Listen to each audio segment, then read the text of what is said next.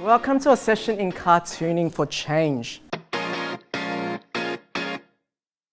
so today I'm going to hopefully prove to you that you can actually draw, and not just draw any random object, but to be able to draw so that you can visualize your change initiative.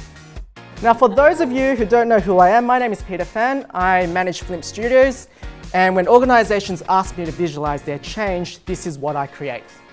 Today's session is going to be broken down into 3 parts. Part 1 is planning. Planning is important because you need to know what you're going to draw, how you're going to draw it, and the amount of space you need to ensure your drawing fits. Part 2 is the basics of drawing. So in this section, we're going to be covering things like various lines, shapes, elements, and objects that you need to be able to visualize your change.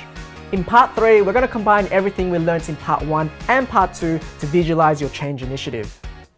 I'd like you to just practice drawing a couple of lines, some straight lines like this. Try to keep them parallel if you can. So let's try a circle. Doesn't have to be perfect, but try to make the ends of your circle meet.